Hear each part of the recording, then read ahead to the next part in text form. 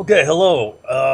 This is another lecture in my series of lectures on wars that the United States have started. All right. We're going to cover World War One today. Uh, of course, the U.S. did not start World War One. It was very similar to World War Two in the sense that both of those wars were ongoing. However, the U.S. manipulated its entrance into the war. Right?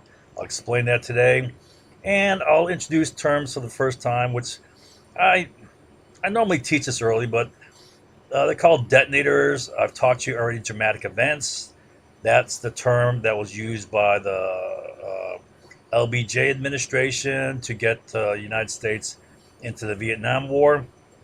Uh, so detonators are dramatic events, right? Usually an attack or an incident which is manufactured to manipulate the masses into a war. Right? Detonators can galvanize an entire nation, electrifying the people, making them pulse with both fear, anger, and fury. Right? And want some payback. Detonators resonate and rally people to war, like remember Pearl Harbor, remember the Maine, Indian mutilation at the Little Bighorn, American blood on American soil. Remember the Alamo. The North is going to free the slaves. All right. Something to, stir up the public, get them all fired up and wanting war. And detonators always work. Here's some examples I recently covered just to refresh your memory. All right. We talked about the 9/11 attacks, right? And the Iraq invasion war. Now, the 9/11 attacks were not manufactured, obviously. However, it's it can absolutely be said that the attacks by Bin Laden and Al Qaeda and all the fear that those attacks created were manipulatively used to justify an invasion and war on Iraq. Right? I showed you how that was done. I'm not going to explain it all again. All right, Gulf of Tonkin incident. I showed you exactly how the Gulf of Tonkin incident was manufactured through a multiple cognitive framework game, if you remember that, through planned threat signals, planned covert attacks, boat attacks, commando raids, and then sending a U.S. ship right next to where we attacked. And then while it's going up, also having two more air attacks as the ship's going up. All right. After months of threat signals, we're going to invade you. We're going to invade you. And then we start attacking them. Then we send a ship right where we attacked. I showed you how the Gulf of Tonkin resolution was exploited to be the sole legal basis for the entire war. Right. Three times that was done to start wars. Spanish-American War, Gulf of Tonkin, Vietnam War, and the Iraq Invasion War. All right, Pearl Harbor. You may not remember, but I showed you exactly how one, the FDR administration maneuvered Japan into attacking. Two, the FDR administration knew Japan had to attack if oil was cut off. Three, FDR administration knew Japan was going to launch an attack on November 25th. 7 messages which stated that. Then, after the attack was underway on the 25th, they had confirmation that the entire Japanese fleet had set sail, and then they opened the door for the attack. They shifted shipping through the Straits of Torres, ordered aircraft carriers away to Wake and Midway Island, and then they passed a whole ultimatum, basically slamming shut negotiations as far as sending that signal to Japan. All right, War of 1812. I showed you how the stated U.S. justifications for the war, impressment of sailors, and orders of council were bogus, empty, and that the real reason for the war were larger strategic issues, including control of land, eliminate border conflict with Great Britain, which was anticipated to go on for a while, development of resources, control of transportation routes, and ultimately national wealth and national power. All right, Mexican-American War. I showed you how the Polk administration provoked the attack, uh, which was not on American soil, and they provoked it by conducting 5 acts of war. Right, 5, while also manufacturing a fait accompli using the Slidell rejection to justify war. I suspect people will still argue. I suspect the media will argue. Oh, it was American soil. American blood was spilt on American soil. All right. They just count on people forgetting all the facts, which is actually what happens, unfortunately. But people can uh, uh, promote this notion only if, one, they haven't retained a single thing I taught, two, they are extreme self deluding liars who are determined to stick to the ridiculous claim that the Treaty of Glasgow was legal and valid. Right? I mean, that was a joke. Right? For one, Santa Anna signed it as a general. He wasn't even president. Coro was president. And he signed it under duress, threat to his life. People outside his jail cell clamoring to get at him, even shooting pistols at his door. And then his release from prison was part of the treaty. That was Article 10. All right, he's not going to get out until he signs this thing. It was never ratified by the Mexican Congress, so it was never made legal. And the Mexican government disavowed all acts by Santa Anna. Right? So every which way you turn this, the thing was a piece of garbage. It was worthless. You can only say that's legitimate if you're a flaming, head on fire liar. All right, Civil War. I showed you how the South started the war and manufactured the false threat that the North was trying to free the slaves in order to justify the war to the people of the South. Right? While there was no such effort in Congress, no will to do so, even when it passed in 1865 at the last hour, it barely passed by 2 votes. And that's with Lincoln buying votes. Right? And especially since it would start a war. The North did everything to desperately prevent a war. They threw slaves under the bus. They sacrificed the slaves. I showed you how the North tried desperately to avoid war and thus did the exact opposite of freeing the slaves. In one, passing the Corwin Amendment, which guaranteed constitutional protection of slavery forever. 2, offering New Mexico as a slave state, which expands slavery. 3, passing the Crittenden-Johnson resolution, right, which vowed we will not free the slaves as a result of this war. Now, all of this both protects and promotes slavery. That is the opposite of trying to free the slaves. What was more important to them was preventing a war and maintaining the Union. But it was not about, I showed you what it was really about. It was about political power. It was about the shift in political power, which means control of legislation, which means control of economic fortunes, boom or bust. All right? The South knew that politically they're done, which means economically they're done. All right, this is just a quick summary to refresh your memory and to show you that the U.S. has a long history of manufacturing wars. A consistent pattern of manufacturing wars, manipulating both the masses and the Congress. And I swear it works every time. They'll teach us, but the very next time they do it, it's going to work again. I swear. And don't forget that this is just a short list of all the wars the U.S. has started. Recall that the U.S. has fought 675 war years in its 245 years of existence. That's 2.77 wars every year, right? I mean, we're a warmonger nation, right? People don't see it that way, right? You can only see it that way if, one, you're an immense self-deluding liar, or two, you know nothing other than just what you want to believe. If you know the facts, you know it's the exact opposite. So we are always at war, and nearly all of our wars involve expansionist economic motives. It's economics in one way or another, whether it's gaining territory, whether it's increasing resources, whether it's accessing resources overseas, whether it's controlling resources.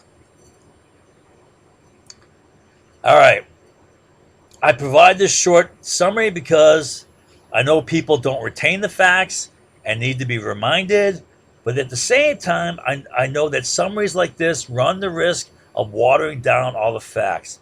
So then people will now, lie and deny, saying, "Oh, you haven't proven a thing here.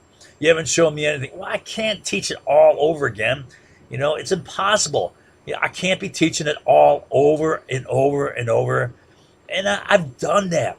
I've taught all these wars, probably in my classes, right? A good 30, 40 times. But on these videos, probably 5 or 6 times. All of them, right? And what do people remember? What do they retain? After all the times I've taught this. So, and if people don't retain the facts, they will just believe whatever they want to believe, or they will believe social reality, which is based on no facts or intelligent analysis. I swear, people fall for social reality forever. No matter how many times I teach them that it is baseless, there's no facts involved. It's people just perceiving it's true because everyone's saying it. But what do? They pass no facts. They'll just make some blanket statement in 1 or 2 sentences with no substantiation. And if everyone's saying it, they'll believe it. It could be totally baseless, like it's a joke, a mocking, attacking joke, and that will form their full 100% reality on the thing. All right, now I'm skipping the Sioux War of 1876 and the Spanish American War because, one, though both wars are easy to prove that the U.S. started both, um, it is hard to prove the economic motive behind both wars, and I want to do that, right? But I'm just looking at that task and thinking, oh my God, it's overwhelming. All the data I'm going to have to try to find and collect, all the resources we develop, volumes of coal, volumes of iron ore, volumes of any sort of mineral, including gold, um, cattle produced, agricultural, on and on and on. All the train mileage, right? When they're developed, right? How it's correlated with Indian wars, it's going to be hard, right? I mean, in my head, I say this for my mind, in my head, in which I integrate all the factors. It is easy to see for me, but for a person who's either totally ignorant of the facts or the person who is self-serving, disbelieving, and especially wanting to believe what they want to believe, wanting to believe what they want to believe, it will require extensive analysis of massive amounts of economic data, which is going to require a daunting amount of work. Um, all right, so I may just provide a short lesson on how we started both of these wars, and then go back later to, prove the driving motives, economic motives behind the wars. Or I may just move on to exchange theory, the history of the oil industry, and U.S. actions in the Middle East, which I probably will do. Um, all right, so today we're going to talk about World War One, and World War One, on the other hand, is really simple and straightforward. It's so easy to show this. All right, um, I know people are going to try to find some way to attack, even still. All right, this is pretty damn clear cut. It's absolutely clear cut. So here's World War One, trench warfare, right? Static lines. It reminds me of that movie 1917. I just saw that recently. Boy, that was a good movie. I really enjoyed it. Very tense, very very taut, very well written, very well acted. Good movie. All right, so World War One, trench warfare. It looked like British. Well, Americans had helmets like this too in World War One. right? I think they're designed for air bursts from above to block shrapnel coming down. That's why they're kind of like flat and almost like an umbrella. All right. So in World War One, there were two key detonators that moved Americans to want war. The first was the U-boat sinking of the Lusitania in May of 1915. All right, the famous boat built by the Cunard Company, just like the Titanic, both of which sunk. All right. And then the second one was a German declaration of unrestricted submarine warfare against U.S. ships on February 1st of 1917. And then they sank several ships. I believe it was four. By the time they sank four ships, we said, all right, okay. All right, we're going to war. We declared war April 2nd of 1917, about 2 months later. All right. Okay, so here's the sinking of the Lusitania. We'll cover that first. All right, there's the ship there, big four stacker. All right, belching a lot of black smoke. It's a coal ship. Right. Boston Journal says hundreds of lives lost on a torpedo Lusitania. New York Times says Lusitania sunk by a submarine, probably 1,000 dead. Twice torpedo. Well, it's not sure if it was twice torpedo. It could have been the ammunition on board that exploded, or it could have been a boiler that exploded as a secondary explosion. Right? Went down pretty fast, though. Took down a lot of people. All right, so a lot of people died. Almost 1,200 people. 1,198. Just shy of 1,200 people killed, of which 128 Americans were killed. Right? Now, how was this received in the U.S.?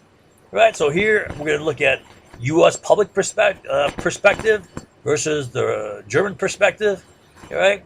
So in the U.S., Americans, hearing about this in the news, seeing the newspapers, maybe listening to the radio, which existed back then, they reacted with shock, outrage. Unarmed civilian passengers sunk by a submarine in a sneak attack. Murderous Germans killing innocents. Villainous, vicious, satanic monsters. Women and children brutally slaughtered without provocation and without warning. The effect of this was Americans were shocked and angry, and it shifted sentiment strongly against Germany. All right. Now I want to tell you that, prior to this, the support for Britain and the support for Germany was roughly even. Maybe even more support for the Germans, because the predominant race in America is white people, and the predominant ethnic group of white people is German, not British or French or Russian or whatever, anything else, Italian.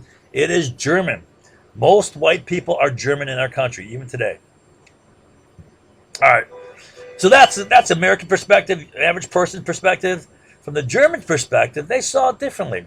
One, they saw that U.S. companies were shipping mountains of weapons and ammunition and other war materials, right, on British passenger ships, including the Lusitania. All right, I'll show you up here items that were on there.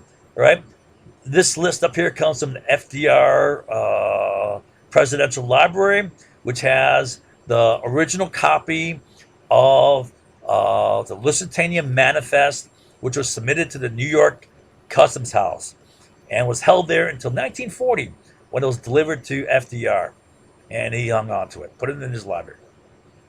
All right. So these war materials are being used to kill German boys. In fact, half of all Allied munitions fired on the Western Front, Eastern Front's against Russia, but on the Western Front were made in USA. What does that mean? That means Britain and France are making 25% each. U.S. is the big-time weapons and ammunition producer, at least the ammunition producer. I know British and French produce a lot of their own weapons. Americans and British were using civilians as human shields to protect the war materials. If they're shipping these war materials on a civilian ship during time of war, right, they're using these civilians as human shields. No ifs, ands, or buts. The Germans did due diligence in trying to get the Wilson administration to issue a warning to U.S. citizens not to travel on the Lusitania. However, the Wilson administration refused to issue the order. Robert Lansing, Secretary of State, was a guy who wrote the diplomatic letter refusing to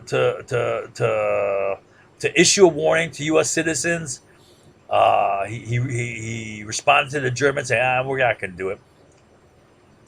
Germans took an ad. So the Germans, what they did is they took an ad out in the paper. And here's a copy. I'm not sure which paper this is. But the ad is right next to the advertisement for the Lusitania. It's like, oh yeah, take the fast and largest steam, okay, in Atlantic, you'll be there fast, whatever, okay. And then right next to it, the Germans say, notice, right? Hey, we're at war, right? We consider the waters around Great Britain. What do they say there?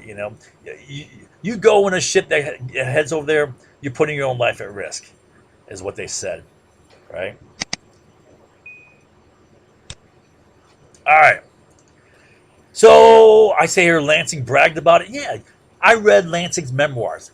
And when I got to the point where he talked about his refusal, he was almost egotistically bragging on how brilliant he was, how clever he was in writing this, the way he wrote the refusal. And he said he wrote it for public consumption, right? And you read it, it's written very simply, not like a typical diplomatic. It's read for the average, like fifth grader to read. All right, now I put here Dulles brothers. Well, Lansing was the uncle to the Dulles brothers. We'll return to that when we review the power leak diagram here. I've gone over that many times. Hopefully you remember. All right, so here are some minor points. 4, 5, and 6 are less important, but we'll cover them anyways. The construction of the Lusitania was financed by the British Royal Navy, and they did so because it was intended to serve as a warship during wartime, either as an auxiliary cruiser or as a troop transport. Either way, these are warships, okay, acting in war. The Lusitania was listed in Jane's fighting warships, right, which is kind of the Bible of military warships. As an auxiliary cruiser, I mean, this is a minor point. I mean, so what if it's technically listed there? So it's minor. Lusitania was reported in newspapers as to having been armed with cannons. All right. So the newspapers reported it. However, that was not true. Only the gun mounts for the cannons were installed at that point. All right. However, as far as the Germans knew there's guns there, right? Because that's been reported in papers. All right. So 7 is more important. So the British naval policy, which was promulgated, right, ordered 1, arming of merchant ships. So merchant ships were being armed. 2, instead of submitting for peaceful inspection, the ships were ordered to run and evade inspection. 3, right, they're ordered, if they have a chance, to ram German U-boats. And now you got to understand the engineering of a submarine. Submarines are not like battleships with thick armor. Submarines actually have 2 holes, right? An inner pressure hole to keep the crew, dry and safe, and the outer ballast hole, which is allowed to be flooded with water so it sinks. Okay? Now the outer hull is only about a 1/2 inch thick. And I'm taking this example from World War II submarine called the U-505. It's a German submarine from World War II. So, it could even have been, thicker steel. All right. But they have U-505 in the Chicago Museum of Science and Industry with the side cutaway so you can walk directly in, go through the submarine, come out further forward. All right. And as you go through, I measured the thickness of the hull, the steel in the hull. The outer hull is only almost roughly a 1/2 inch thick. The inner pressure hull is only about 3/4 inch thick. All right. Now, A half inch of steel is not going to even stop a 50 caliber bullet. It's going to go straight through there, all right? Possibly through the inner hull too, if it's not deflected, all right? So you ram this thing, you're going to put a big gaping hole in it. You hit this with a cannon round, you're going to put a big gaping hole in it, and it's going to sink, right? These are not armored warships, right? They're very thin hulled. All right, and then another policy was the British used Q ships. What they would do is they would take merchant ships, arm them to the teeth with cannon, and then hide the cannons behind false bulkheads, which they could drop, and then start firing. So what they would do is the German submarine would hail the British warship. They would come alongside to do an inspection, which was required by international law before you could sink it. And that was the law back then. I'll try to explain it when I get down to here, right? All right. So the ship would pull up alongside. The Q ship would raise a white flag. Okay, come on over. We'll let you inspect. And as soon as the submarine would come alongside, they would drop the blinds, revealing the guns, and the cannons would then blow holes in the submarine and sink them. So they couldn't inspect. For all these reasons, the Germans could not inspect. That forced U-boats captains to sink without warning in submerged attack. So when they're saying, oh, they're sinking it without warning, the dirty bastards, right? Well, they are forced to, right? So let me explain the international law of war trade. It involves things called contraband and non-contraband. Items used directly in war, like munitions and weapons, right? Direct military use are considered contraband. Anything that supports war but is not directly used, that can be used like food, for example, or medicines, are not considered contraband, right? So the law was back then, international law, which Britain didn't follow the law themselves, right? The law was before you can destroy a ship and its content, its cargo, you have to board it, inspect it. If you discover contraband, you got to give the crew time to abandon ship, go on lifeboats, and then you can sink it, right? But given the fact that they armed merchant ships, that they gave orders to do not submit to inspection, they gave orders to do not submit to inspection, but instead ram, and they developed Q ships, which tricked them, during the inspection, and sinking them alongside, right? Well, that forced the Germans to sink without warning, right? All right, so now the outcome was the German plan backfired badly, and with this sinking, U.S. public opinion shifted strongly against Germany, right? So manipulating the population is a fundamental strategic move, right? This is fundamental strategy. Moving the public to war, improving morale during a war, or moving the public to want a war. That's fundamental strategy.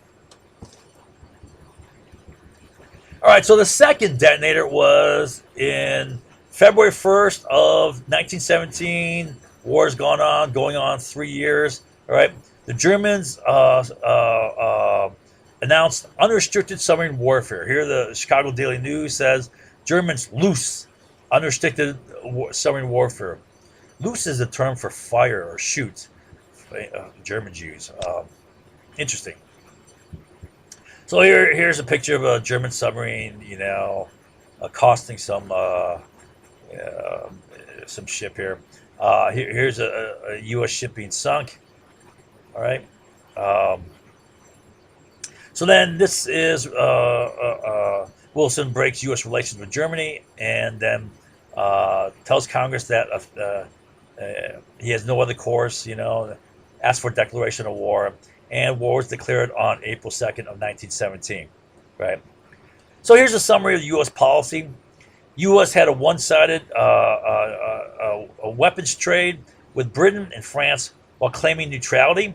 So we're dumping all sorts of weapons in Britain and France, supporting them, right? And then at the same time, we're saying, well, we're neutral. You can't sink any ships. Because we're neutral, Germans cannot sink any U.S. ships. We claim this. We demanded this. Germans cannot sink any British ships so long as one American is on board. Because we demanded right to safe passage on any ship. I mean, that's getting ridiculous, right? I mean, even neutrality, you can say, is ridiculous. So let's take a look at how Germany responded to this. For 3 years, we shipped mountains of weapons and munitions to Britain and France. All right, nothing to Germany. And although what's interesting, I read a letter from J.P. Morgan requesting that um, he be allowed to sell weapons to both sides of the war, the Allies and the what is it, Triple Entente, where the German, Austrian, whatever. Okay, so arguments for unrestricted submarine warfare, and there's arguments against unrestricted warfare.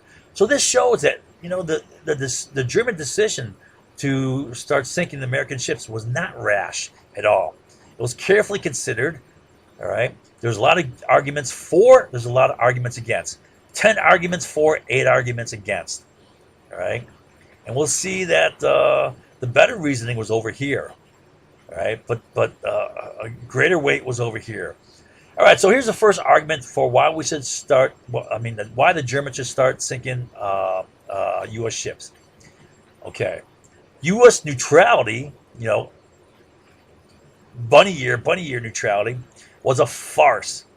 The U.S. was already at war. That's what they believe. Say, hey, they're claiming to be. That's a joke. They're already at war with us. They're supplying half of the weapons, munitions for Britain and France, right? Who's fighting us, killing our boys. So the U.S. was already at war with Germany, with U.S. war industry operating at full capacity, manufacturing weapons and munitions for the British and French. Like I said, 50% of munitions fired on the Western Front were made in USA, right? That's double either Britain or France. And you split their half, right? Therefore, war with the U.S. will make little to no material difference, since it was estimated that U.S. war production was already near full capacity. On the other hand, it was believed that U.S. shipment of war materials was limited by shipping capacity, right? The amount of ships we had, the ability to carry the stuff over. That was believed to be the bottleneck, the weak link, the limiting factor. And this would not appreciably increase for a year. It took time to build these ships. It wasn't like World War II when they were cranking out Liberty ships like one a month, or I don't know how fast we're cranking out Liberty ships. Faster than that, I believe. Um, no, Liberty ships were made in like a month. That's what it was. It took about a month to make one Liberty ship, right? I believe that was a fact there. I have to go back and try to remember. Anyways, it wasn't like that back then. It took a lot longer to make these ships. So the Germans are saying, well, they're not gonna. It's not gonna increase, very rapidly. And with successful submarine warfare, it's gonna decrease. So we may limit the amount of weapons and munitions being shipped from America to their enemy, right? All right, they're thinking optimistically that submarine warfare is going to be effective.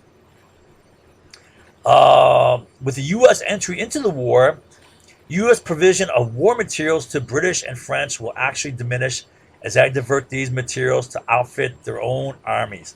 So here's what I'm saying here. So the Germans said, hey, we can decrease the amount of weapons supplied from America and munitions, right, by sinking their ships, which is the bottleneck, the weak link. And also, if we go to war with America, they're going to have to try to get their own armies ready, which means they're going to have to divert, all the weapons and munitions that they're sending to the British and French, and use that to, equip their armies, and that's going to reduce the amount of weapons, So in the short term, that's going to, decrease their support for Britain and France, right? Does that make sense? Then U.S. forces will not be effective for at least a year. It would take time for the U.S. to establish, outfit, and then train Army units. Right? We were not a standing army. We cut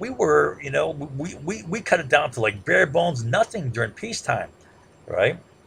You know, uh, we were more of a citizen soldier army for the duration of the war. On the other hand, it was believed that unrestricted submarine campaign could bring victory within 6 months. This is really way too optimistic, but that was believed, right? And then the U.S., British, and French ability to finance war production in the form of loans, credits, and bonds issues was already strained and would not appreciably increase with the war. This was a big mistake because as soon as we went to war, that's U.S. government bonds. That's U.S. government war bonds, right? Uh, the government can issue tons of bonds backed by the government. Uh, all right, so the German war effort on the Western Front had gone badly in 1916, the year before, right? And the Germans were desperate. Unrestricted submarine warfare would provide material and psychological relief to the troops on the front. They just had a bad year militarily in 1916. And I also believe there was a no wait a minute, there was a good crop, I believe, in 1917 coming on. I can't remember what that was. I'll skip that. While Germany was accused of conducting illegal submarine warfare, British conducted equally illegal evasion of inspection, right? And also a naval blockade, which was starving Germany. Both of those were illegal. So, Germany is doing this. That's illegal. You got to stop, right? But that was made impossible by Britain's illegal actions, right? Evading and ramming and, shooting up submarines when they come alongside, right? And then they had a naval blockade, and this was really killing Germany, right?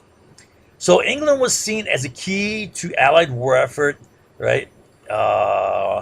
Especially with England being basically the pier for American goods, uh, and wartime commerce was England's Achilles heel, right? Which is what submarines were intended to attack.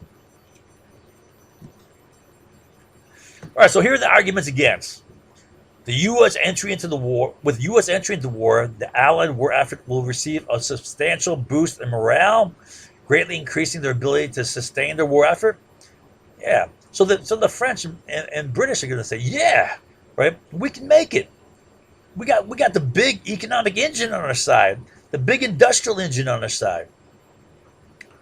Conversely, German morale will take a devastating blow if the U.S. enter the war. Right? The Germans put up with 3 years of this stuff, right, without attacking, because they were desperate not to fight the Americans. U.S. entry into the war might create dissension among the Central Powers, threatening the coalition. Here's Germany allies: Austria-Hungary, Ottoman Empire, Bulgaria, Germany. Okay, right?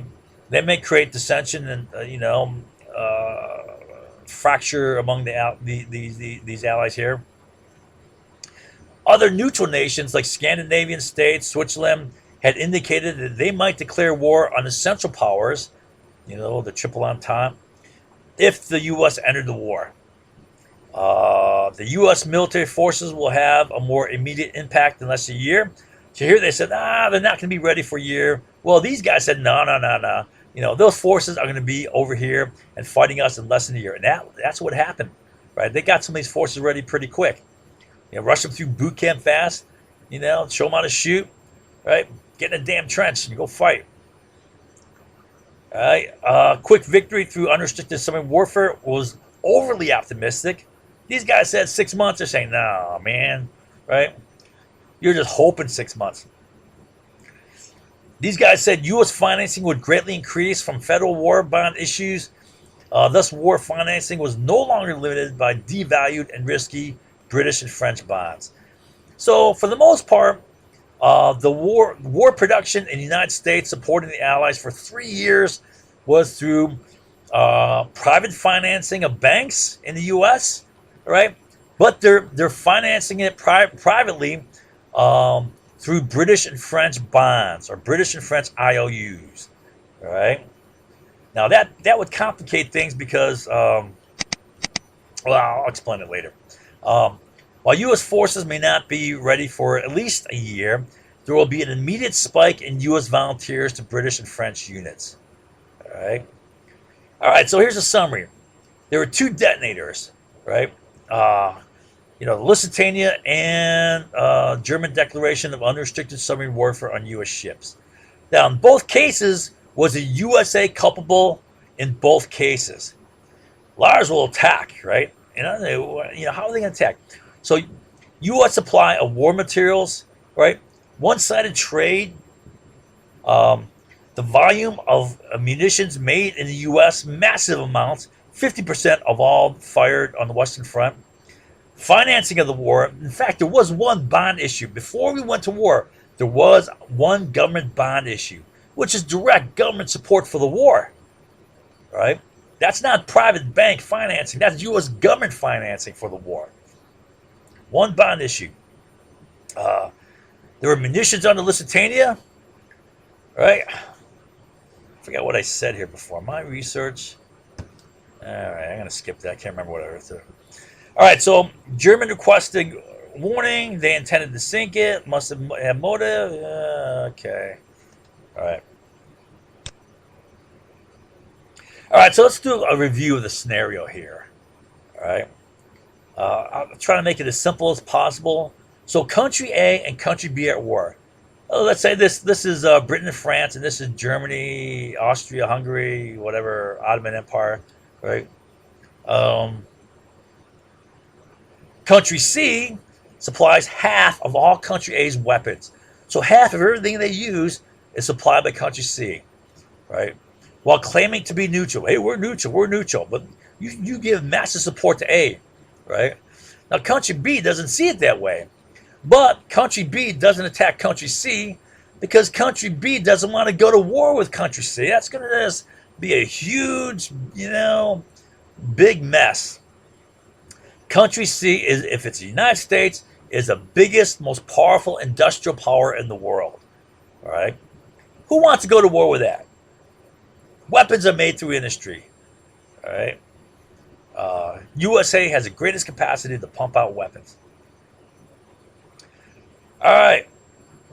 So for 3 years, Country B does not attack Country C's ships. Right? Finally, out of desperation, for example, we said had the war went bad in 1916 for the Germans, so they're desperate, and they believe that a short submarine campaign could win it for them, right? So they risked it, but they lost. Country B attacks Country C's ships, which are carrying war supplies to Country A. Does Country C have any responsibility for being attacked? I mean, can you say that Country C here has no responsibility for the attack on their ships when these two countries are at war, right? So I mean, to me, the U.S. bears clear responsibility. You can only say that if you're just totally dishonest. Like, no. All right, so that's simple, easy to prove. Both of these, all right. Lusitania carrying weapons and other war materials, and it was carrying food too. I mean, to me, food's is a fundamental war material, right? Even though it's classified back then as non-contraband. I mean, come on, what army can fight a war without food? Food is essential. Food has always been a strategic, item to be attacked. So okay, food, but hey. We're sending all sorts of, ammunition and other weapons, right, to Britain and France. And then Lusitania, right? For 3 years, we have a massive one-sided shipment of weapons and ammunition to the British and French, supplying half of everything they shot on the Western Front. Right? That's massive war support. And yet we claim we're neutral, you can't sink our ships. All right. Effects of World War One on USA. Well, effects in general. This is not just USA. All right. So one, mountains of wealth was made from the war. I mean, huge mountains of wealth. Right. This was a big boost to our economy. Right. And the economy went from a deep recession to immense boom. Right. Now, way back when I did my original research, I had access to U.S. government data. Right. That was at the Des Plaines Library. They had a book, a wonderful book with U.S. government data. I can't even find that on the internet today. Right. Uh, anyways, so I was looking at different commodities, everything from steel to chemicals to you know bullets and munitions. I mean, leather and cotton and textile, whatever, right? Uniforms, right? All the things you need for war. And I mean, you would think there's like a maybe a 20% increase. No, in very specific commodities, there was massive increases, like 200%, 300%. It was huge increases. Even things like medicines, like pork bellies, wheat, right? Um, any meats, massive increase. Why? Because all the men over there are busy fighting a war. They got to be fed, right? And all the men are off fighting the war. They're not producing medical, so they're buying tons of stuff from the U.S. Right? Massive increase of exports. Massive wealth made from that. All right, so World War One saw the birth of the U.S. military-industrial complex. We'll cover that below. Right? A big boost in production capacity of the U.S. In terms of real plant and equipment added.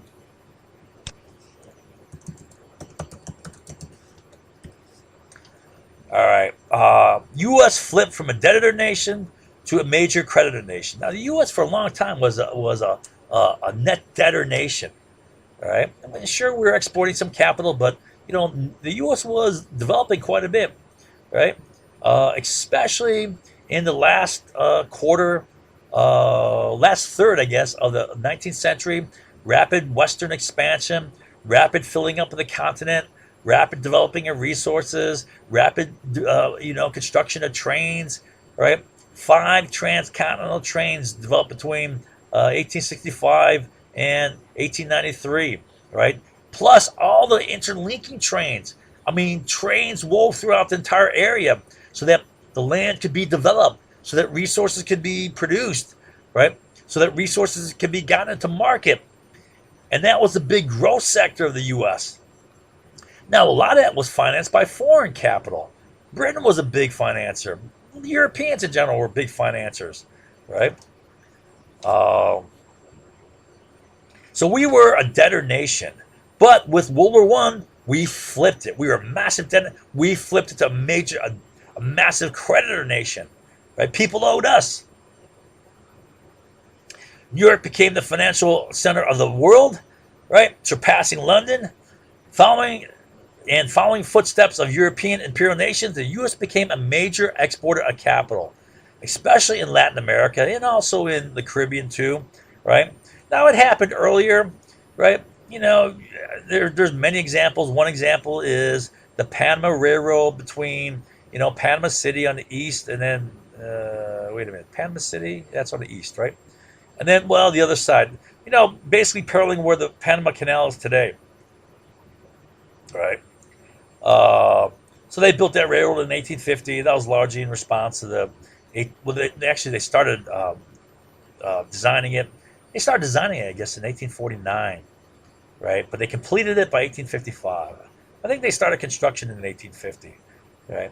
Anyways, the idea is shortcut across the isthmus, right? And then you're shipping stuff to California, shipping stuff back.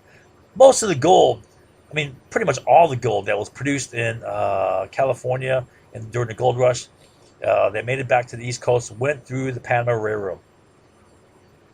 All right, by 1870, the 1870s saw a significant increase in overseas investments, but that boomed after World War One. Right, we were swimming in cash, right, and a lot of stuff was invested overseas. The outbreak of war in 1914 created a world-wide financial crisis. Stock exchanges were closed. There were many runs on banks. European nations, in anticipation of the financial burden of the war, cashed out U.S. held securities, right, for gold, resulting in a big drain of gold from the U.S. to Europe. So gold is pouring out of the U.S., flooding back to Europe, right?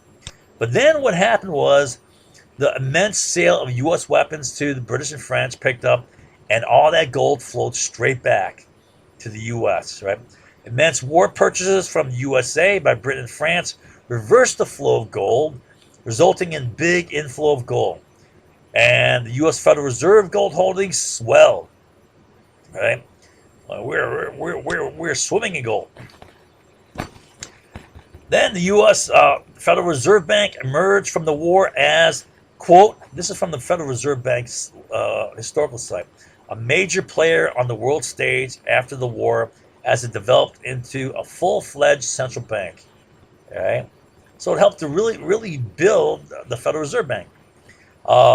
Immense volume of war purchases by nations at war, initially paid in gold, forced them to abandon the gold standard, right, which was a factor in the era of aggressive currency devaluation during the interwar period between World War I and World War II, which was something that fueled economic nationalism, which was a key factor that led to World War II, right?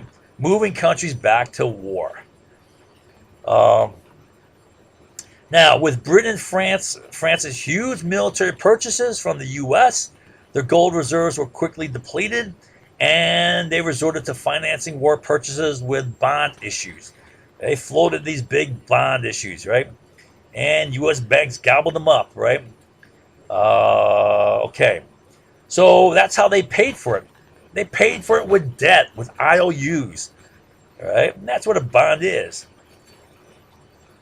All right, so between 1914 and, April 2nd, 1917, before the U.S. entry into the war, U.S. banks became loaded with Allied bonds, right? Vesting the U.S. economy in an Allied victory. So what that means is U.S. banks became so loaded with Allied bonds, both British and French, that if the British or French lost the war, the value of those bonds would plummet to near nothing, right? And that would crash the U.S. banking system, which would crash the U.S. economy. There'd be a massive crash in the banking system. There'd be run on banks. All capital would dry up instantaneously, right? And our economy would grind to a halt, as it did in all those cycles. So many business cycles where the exact same thing happened.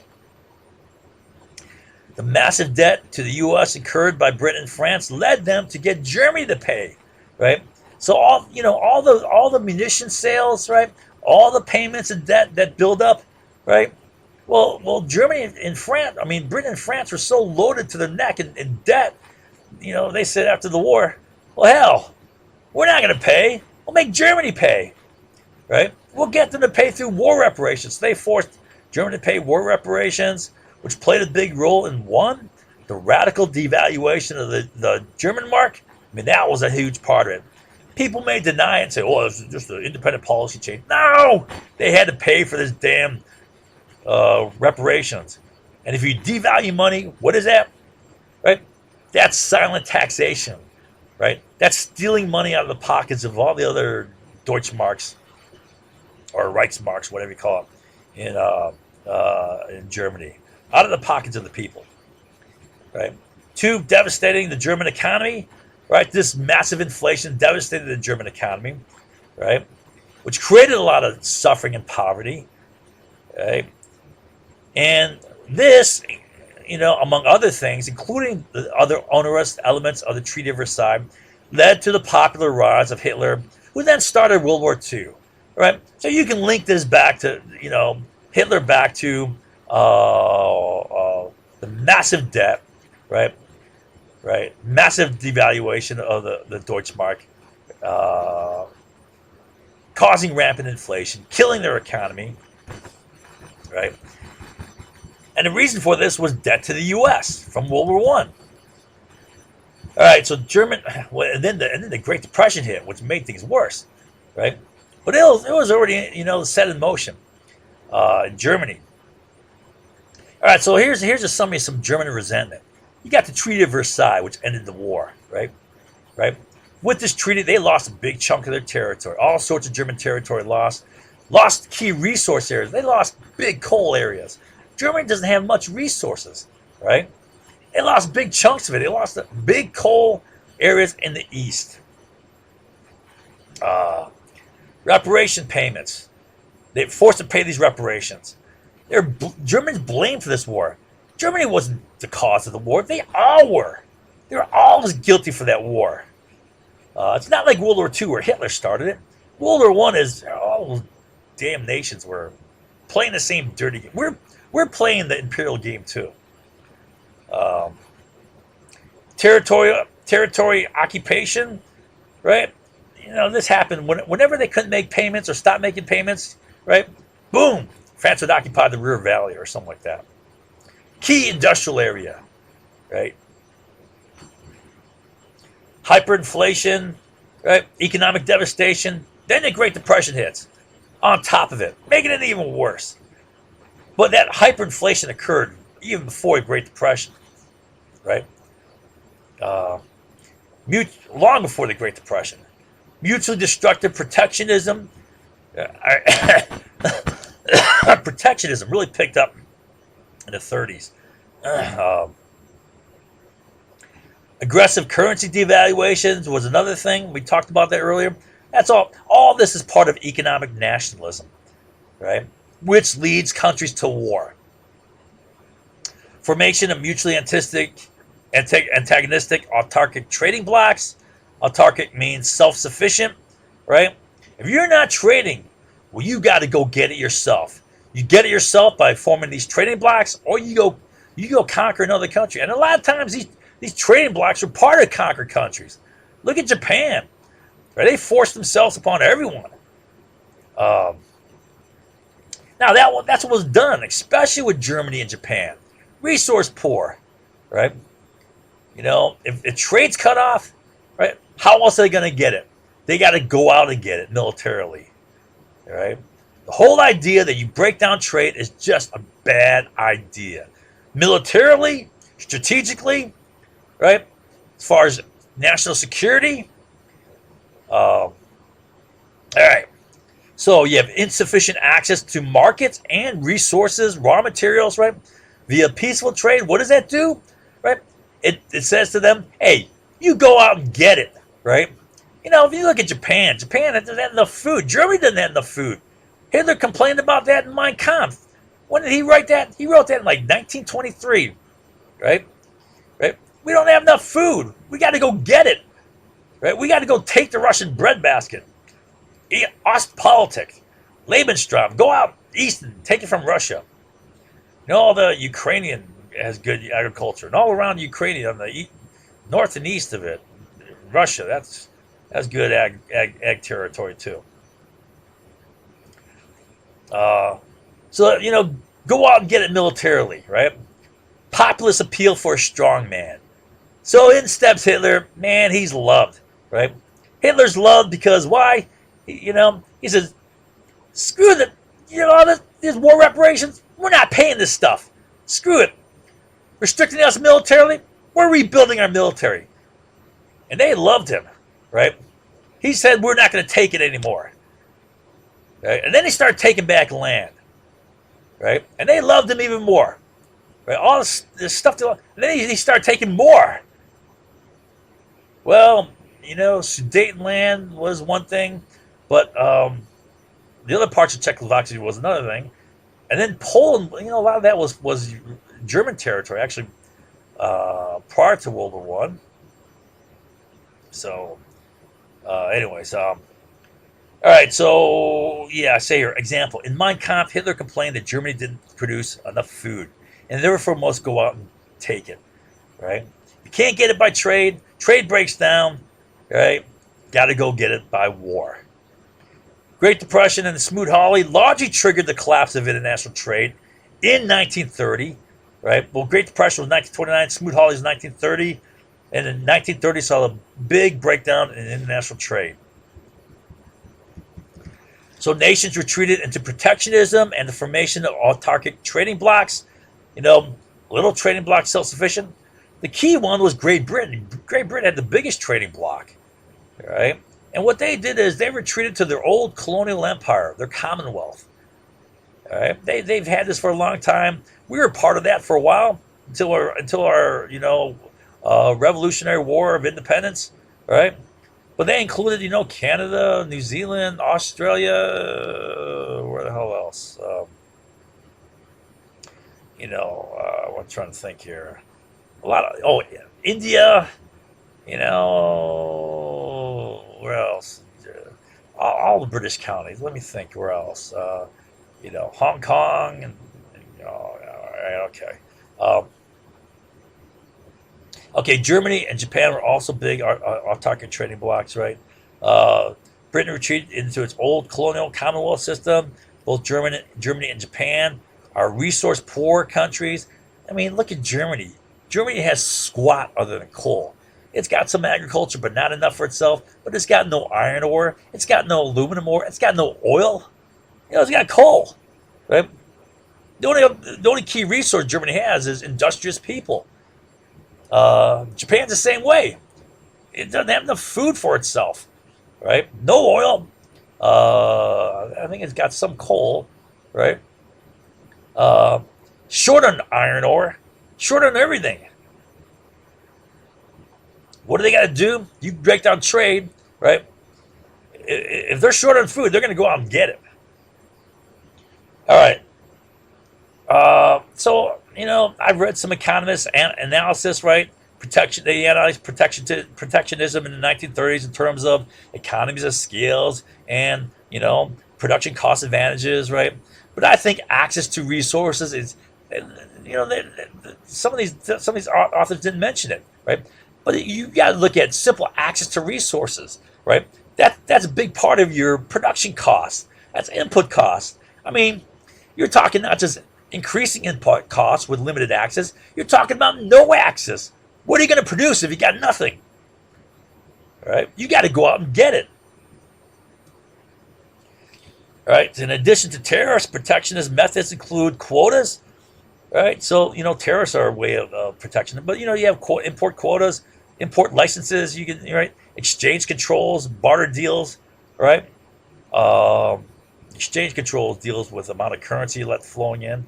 Um, Now, heading into World War II, world trade was minimal and largely regionalized, and so world trade was slow to a trickle going into World War II. All right, this was the key reason for the war.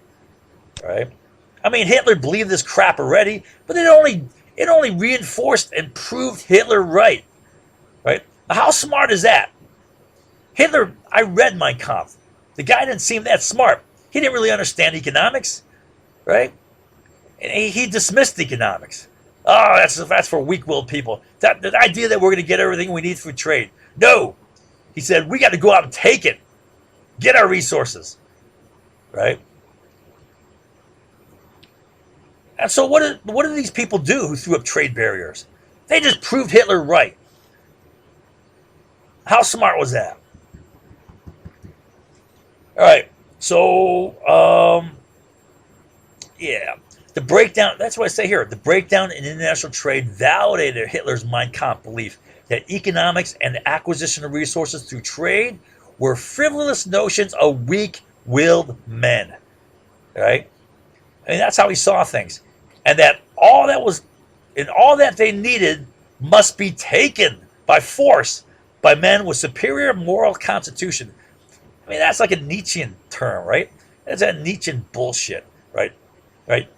Talking about moral constitution and crap like that, right? That's a bunch of load of garbage. But that was Hitler. He probably read a lot of Nietzsche. I'm sure he did. All right. So,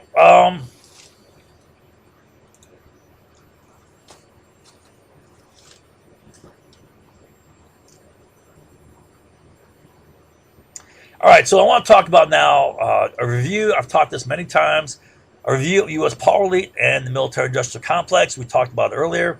We said that World War One is significant because that was the birth of the U.S. military-industrial complex, right? I mean, you can say that uh, weapons production has always been profitable, going way back when they're making spears and swords and shields, and then when they're making armor and bows and arrows and all that stuff, right?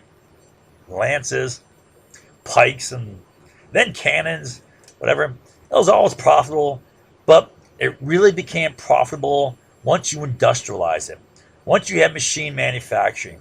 And that for the United States, well, actually, the U.S. was the first to do it, right?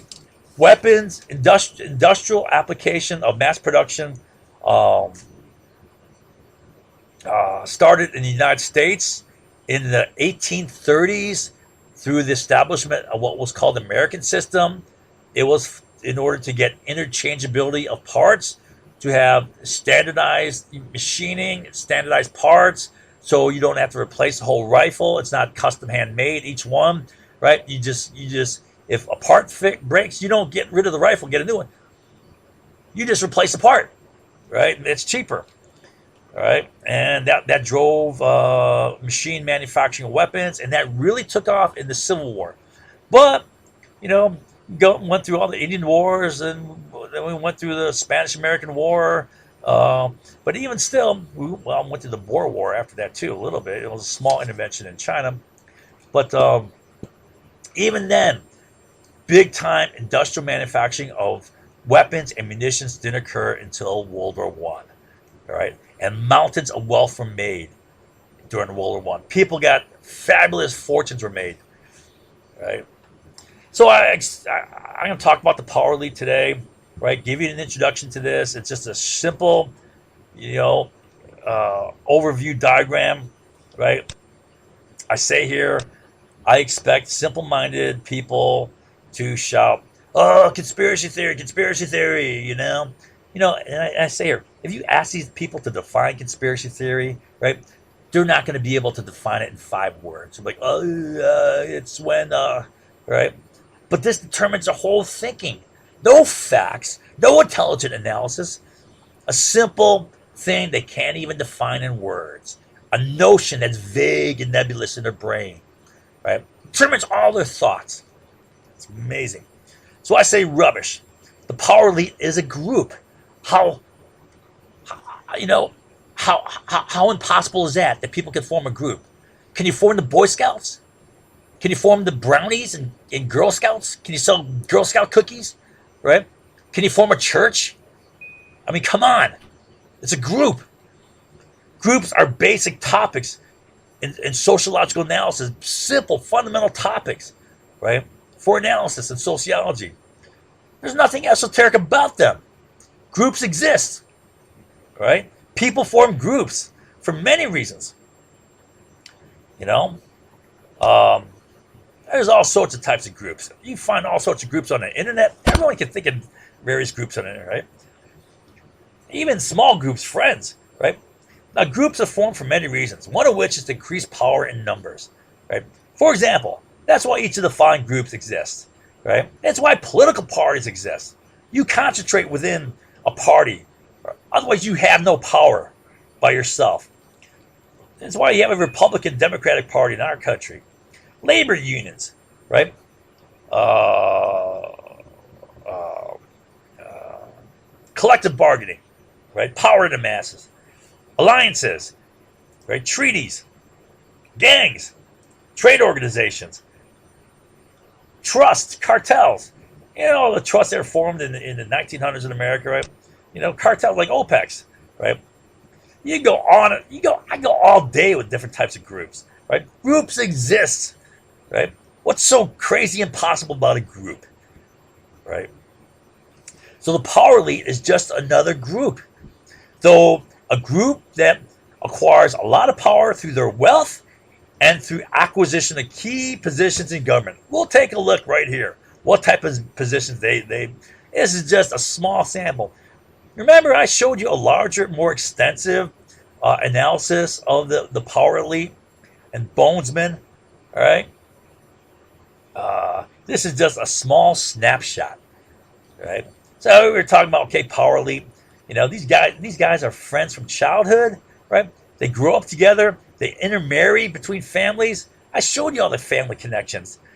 This family, that family. Look at George Herbert Walker Bush. You know why he's called that, right? Herbert because of Herbert family. Why Walker? Because of Walker family. Why Bush? Because of Bush family. All right. It's almost like alliances between noble families, right? Marrying between families. They're power groups, right? Same banks, same corporations, same investments. They go to the same schools, have the same clubs. Bonesman's is a club at Yale University, right? You can't form a club. That's impossible. Man, you can form a chess club. You can form a, whatever, barbershop quartet club. Come on. All right. Okay, so I say World War One started the military-industrial complex. Mountains of wealth were made off of this war. Weapons production and sale, right? Huge shift of cash flow, right, to the U.S. Huge shift of debt. Money flooding into the U.S. with this. Gold initially, then bonds, right? Once gold was out, man, gold went quick. Then it had to be financed with bonds, IOUs, right? Here's some key guys involved in weapons production. Where's a key place? Working for a munitions company? No. U.S. War Industries Board. Big time here. Samuel P. Bush, father of Prescott Bush, father of George Herbert Walker Bush, father of George G.W. Bush, right? Robert Lovett, architect of the Cold War. I don't know what's going on. He's mentored to McGeorge Bundy, who started the Vietnam War, who was a key architect of the Vietnam War. John Foster Dulles, key power, merchant here. Um, Head of Sullivan Cromwell law firm. Secretary of State under Eisenhower. His brother was Allen Dulles, right? Director of the CIA. These guys overthrew governments. Iran coup, Guatemala coup, Bay of Pigs. They attempted that, right? Right. John Foster Dulles was a big multinational corporation, neo-colonial corporation, empire builder, right? All right. So now some of the key bonesmen. Everyone in gray is a bonesman here. Some of the key bonesmen who got their chops in World War One were Prescott Bush, W. Averill Harriman. I think it's William Averill Harriman. E. Roland Harriman, brothers here. Robert Lovett, this guy. Percy Rockefeller. Granger Kent, whatever. Lewis Curtis, Ray Morris, Will Knightley, right? These guys, Neil Mallon, Ellery James. These guys were partners in Brown Brothers Harriman Bank, right? Including Moreau Delano, who's related to FDR, and Thatcher Brown, who's related to the Brown Brothers, who was bought out by Harriman.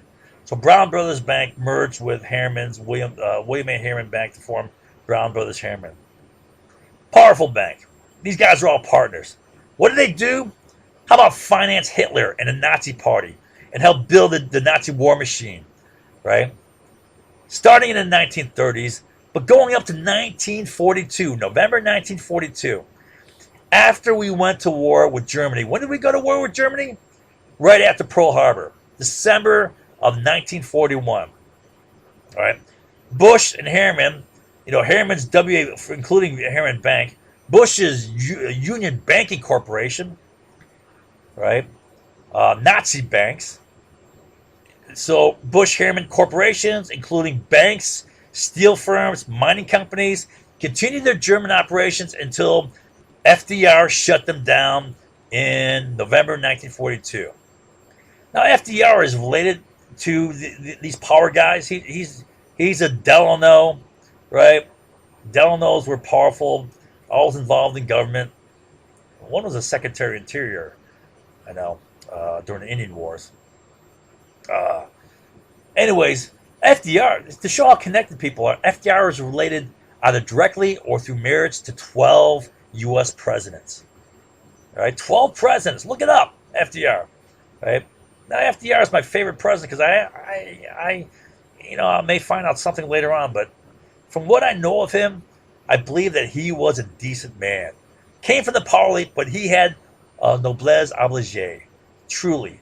Right, he's gonna do right by the people.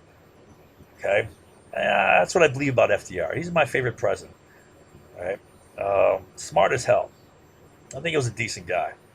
Right, but I showed you how power is connected here.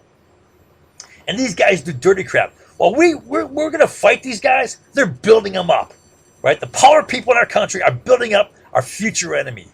That gives us World War II. All right. I mean, how do you like that? And then who's the lawyers for these banks, for these corporations? Who's building up these corporations? The Dulles brothers. John Foster Dulles and his Sullivan Cromwell Bank were neo-colonial empire builders, right? Who then went out and exploited all sorts of other countries and created all sorts of problems, right? A lot of conflict that we had to go. U.S. boys had to go fight. All right, so director of the CIA, they got key positions. Director of the CIA, John Foster Dulles, right? Secretary of State. They ran the Iran coup. They ran the Guatemala, overthrowing democratic governments, right? Not communist governments, democracies, right? Although they pointed the finger at Guatemala and they said, "Oh, they're communists, right?" You look at everything Arbenz is doing, right? It was free market. It was democratic. All right, Bay of Pigs, right? They tried that. Well, that was communist. Okay, that was freaking Castro. But look at what Castro came from. Batista, right? Many years of U.S. control, many years of control by the U.S. government and by mafia, right? Batista's in the hands of the mafia and the U.S. government, right? Corrupt as hell, right? Anyways, that's Cuba's thing. Okay, so what is I here? Oh, Lansing. So remember Robert Lansing, right? How he was instrumental. He was instrumental in getting U.S. into this war. He was instrumental in driving the policy of one-sided weapons trade with Britain and France only, which led Germany to eventually start sinking our ships, which got us into the war, right? He was the guy who wrote the refusal to warn the Americans. He is the uncle of Alan and John Foster Dulles, right? See how connected these guys are? All these guys are connected, right? Don't give me this crap of conspiracy theory. These guys are relatives. You can prove that easy. All right. Okay, now Robert Lovett. So let's see, Hij. Oh yeah. So Robert Lovett is well, Robert Lovett. He's a partner in Brown Brothers Herman Bank. He's on the War Industries Board, right? And he is the architect of the Cold War, right? He's called that. I mean, him and what am I thinking of? Not Henry Cavill Lodge. I'm forgetting his. I'm spacing on his name right now. Anyway, so he is considered the architect of the Cold. He's mentor for McGeorge Bundy, right? Now, do you remember McGeorge Bundy? Let's see, Hij. Yeah. So we go down to McGeorge Bundy here, right? He was assistant national security advisor, during the Vietnam War, right? His brother was William Bundy. Both of these guys are bonesmen. All these guys in gray are bonesmen, right? What did he do? He wrote the 30-day plan. What did William Bundy do? He's pumping. Hey, we're gonna invade. He's blabbing to the press. We're gonna invade North Vietnam. Like they all were. Like Johnson was, right? Everyone was blabbing that. All the Johnson administration officials. We're gonna invade you. We're gonna invade you. He writes the 30-day plan. I'm not gonna explain it all again. That was a provocation plan, right? They followed this plan. I showed you the plan. Right? He is being taught by Robert Lovett, right? And O. Where's O? Oh, it was the Vietnam War. So with the Gulf of Tonkin incident, manufactured by these guys, you get the Vietnam War, OP. Now, I say the key person, in my belief, the key linchpin here of all these guys was Averell Harriman. He was top dog here. He was ambassador to the USSR during the key period, World War II, and the start, uh, leading into the Cold War. He was Assistant Secretary of State for Far East in leading up to Vietnam War, and he was Acting Secretary of State right up to Gulf of Tonkin incident. According to this Colonel William Corson, U.S. Marine Corps, who was operating over there, by 1963, Harriman was running, quote, Vietnam without consulting the president or the attorney general. That was Robert F. Kennedy. I read the documents. I read every damn document in foreign relations of the United States for Southeast Asia for 1963 and 64, right? Which included all the stuff leading into the Gulf of Tonkin incident, right? And it's clear Harriman's running this show. All the assistants, Assistant Secretary of State, all these guys are saying, hey, we got to get this cleared with Averell. They're not talking about Johnson, right? They're not talking about Rusk. They're all referring to Harriman. He's running the show over there. Harriman was a key player in the Diem coup. All right. P, elemental P, Q. I can't see. Where's Q? S, P. Oh, Q. Root Brown. Root Brown was the Halliburton during Vietnam. It made big money, right? Big contracts in Vietnam. And who was LBJ's biggest financial supporter? Root Brown. Financed LBJ's political campaigns, right? LBJ, before the war, LBJ threw him a dam. Root Brown got to build some big dam because LBJ threw him the contract, right? And they're a big money supporter for LBJ. LNPQR. Where's R? Why can't I see here? Oh, there's R. Okay. Yeah, finance LBJ political. MLPQRS. S. Where's S? Oh, S. We go back to Bush here. So this is Bush number one, first president. Bonesman. George H. W. Bush. Herbert Walker Bush. All right. He was, before this, director of the CIA. ST. Oh, no. He got us Gulf War One. Now, I'm not going to explain how he did yet, right? Right? Right now, people think, oh, it was all Saddam Hussein. Well, that was more complicated than that, right? And he was director of the CIA, but he was also an oil expert, all right? And all the oil experts and economists during the first Gulf War here, I read every damn article in the New York Times on OPEC, right? From before the war till full decade after the war, right?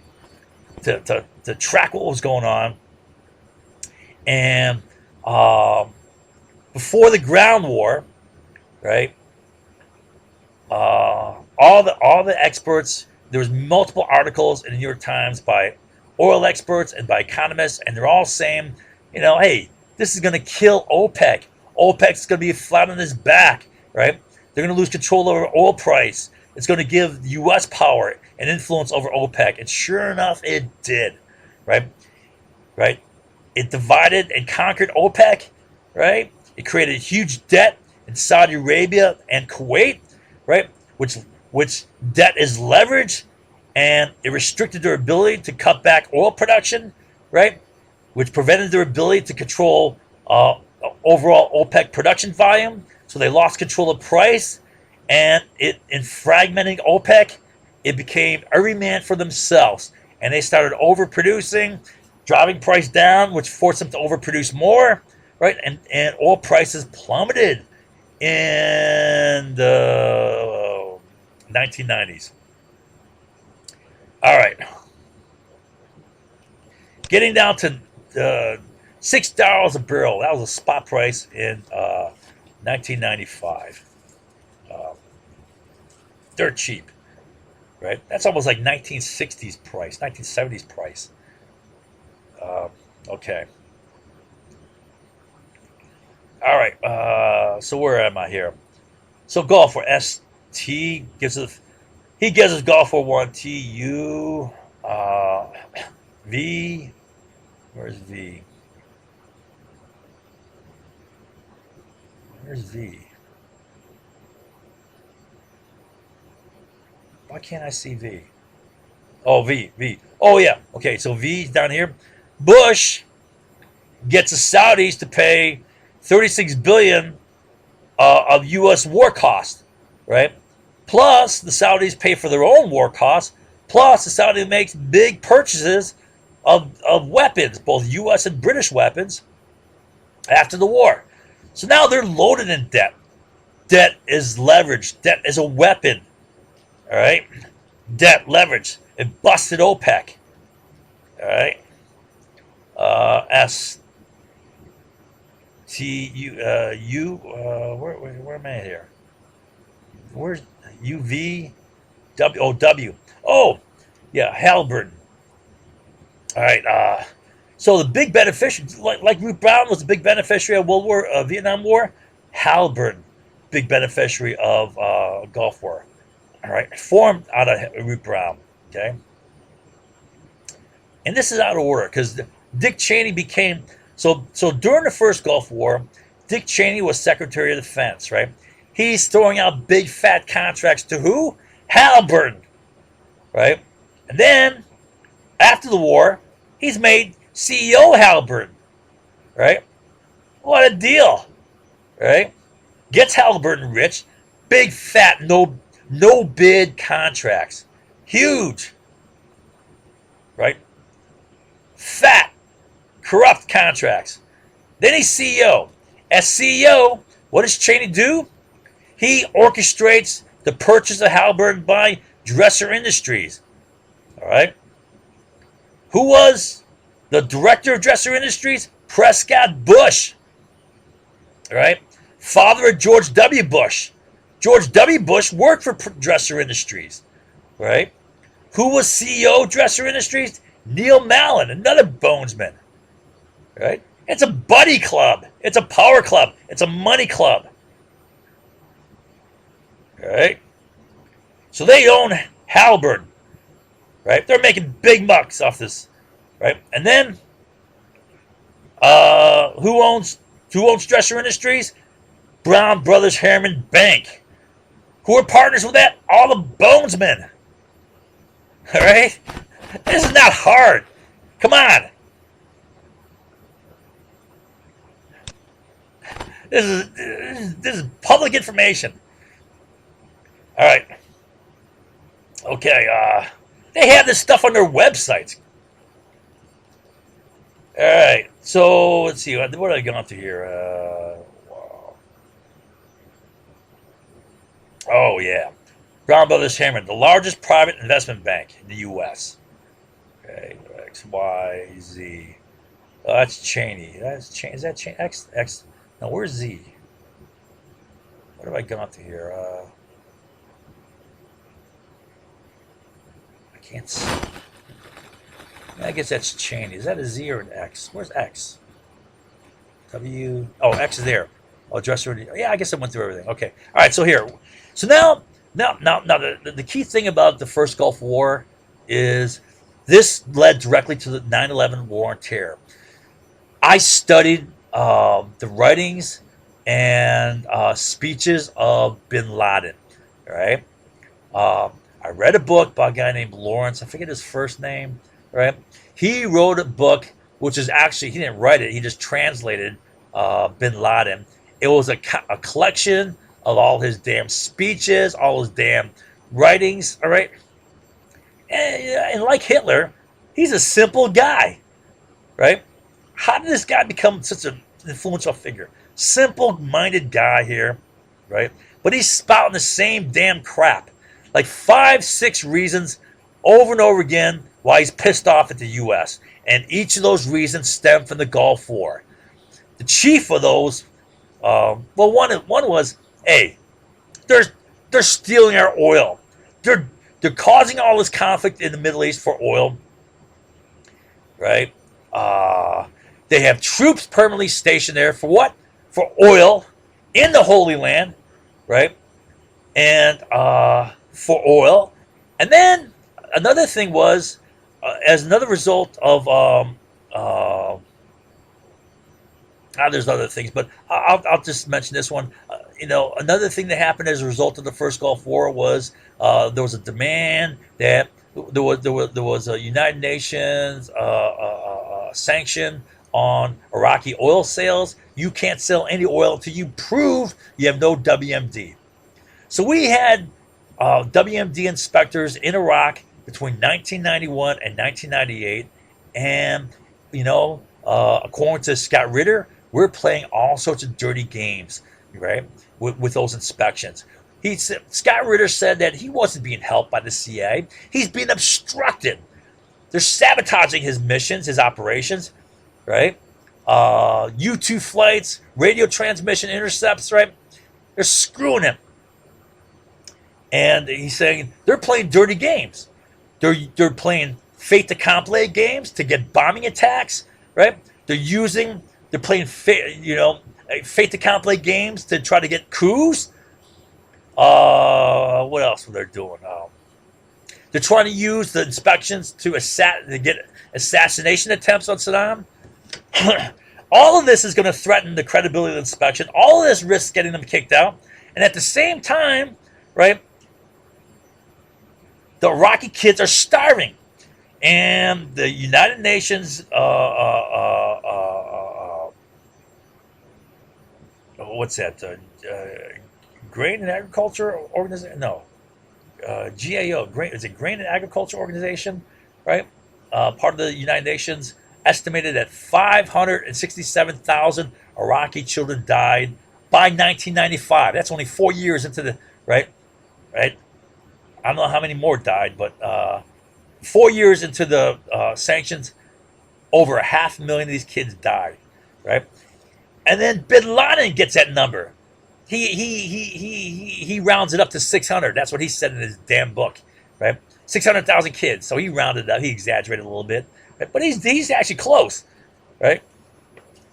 So that was the key thing he's pissed off about. And then he attacks us on 9/11, right? So then we get so we get 9/11, and then we got the war on terror, right? And then Bush #2 is elected, right? What does he do? He takes the attack perpetrated by Bin Laden and Al Qaeda, uses that to manipulate and manufacture an invasion war in Iraq. So then we got the second Gulf War, right? Invasion, and this makes a mess, not just of Iraq, but the Middle East. Destabilizes the Middle East, and it also forms ISIS. That's just great. You got a small handful of terrorists hiding out, right? Now you form a bigger, more vicious group, right? Who eventually is able, which is basically formed by the union of Iraqi ex-military and the radical, fundamentalist, right-wing jihadist Muslims, the crazy kooks, all right? And they get to, before the war, they're fighting each other, right? The government and the military are hunting down the terrorists because they're threats to their government. Now we invade, right? They got nothing to lose. They join forces and they form ISIS. That was just great. You see the major screw-ups here? So we got a bigger problem. We got a terrorist group which has the resources of a nation.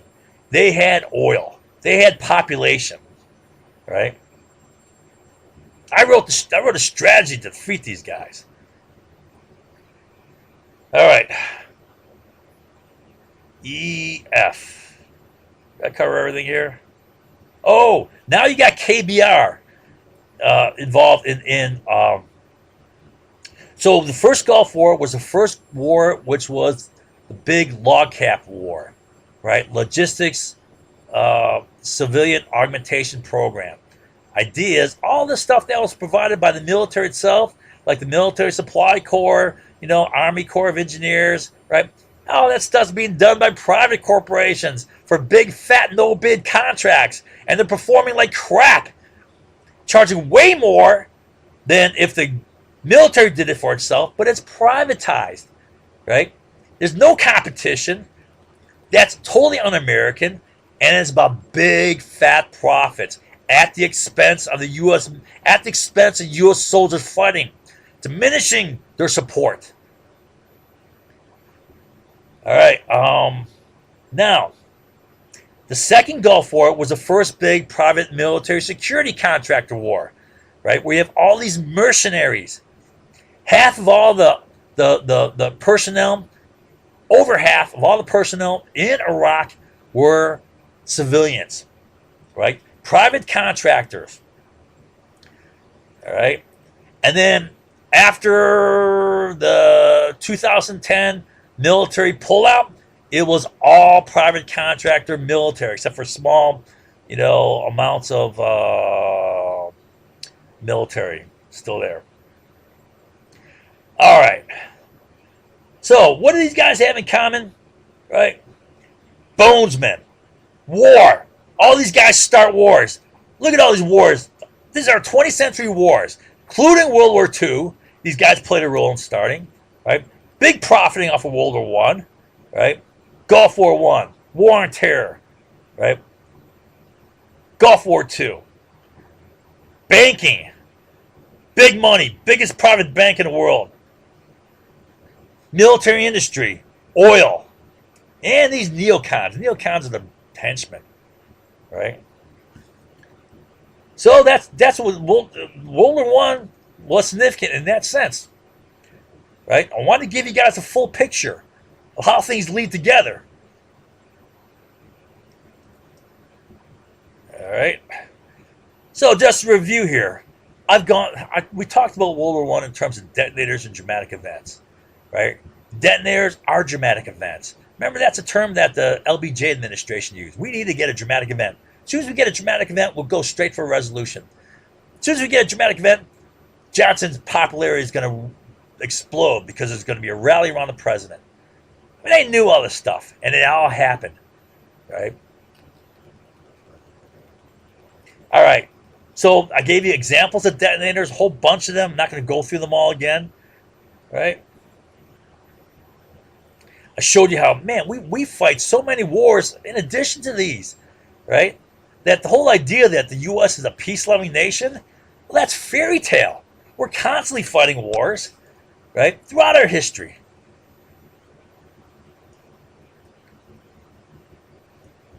All right. I showed you two detonators in World War II. The Lusitania, right, which is carrying weapons, using the passengers as human shields, right? The Germans were going to stand up for that, right? They're planning on making an example of Lusitania. Enough is enough. You're not gonna get away with this, right? So they sank it, but it backfired on them, right? Turned public opinion strongly against Germany. That's huge. That's strategic. Opinion of the masses, controlling the opinion of the masses. And I tell you what, that's all was done. People think they can't be manipulated, right? Mass opinion's always controlled. Easier than you think. Manufacturing incident, right? That's all you got to do. And then German declaration of unrestricted submarine warfare, and then they sank several ships. Then we declared war, right? But we supplied one-sided trade in weapons and munitions to Britain and France for 3 years. Right? What do you expect? And Germany had a bad year in 1916, so they needed they're desperate. So they started to say, okay, we got to try this. And it backfired, blew up in their face. That's why Hitler, World War II, FDR declared open shooting on German and Japanese targets in September 11th, 1941, before Pearl Harbor. And there was a number of incidents with German U-boats and U.S. ships, right? Contacts, combat. I think a couple of U.S. ships got sunk. Hitler berated his submariner, saying, "You idiots!" Right? This is what got us into World War One.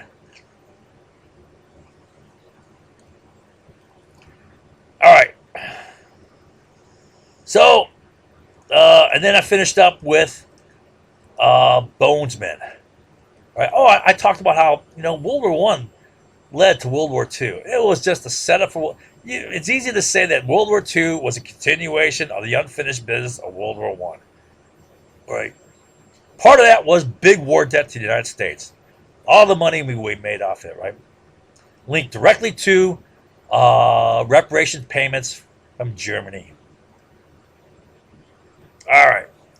Then you get these bonesmen supporting Hitler and the Nazi Party, right? And these guys get elected president. Right? You know the only Americans will be, oh, unbelievable, unbelievable, unreal. I don't remember anything. Right? What does social reality say about that? Unbelievable. Okay, so that's what's real. I mean, never ends. Okay, so that's it for that lesson.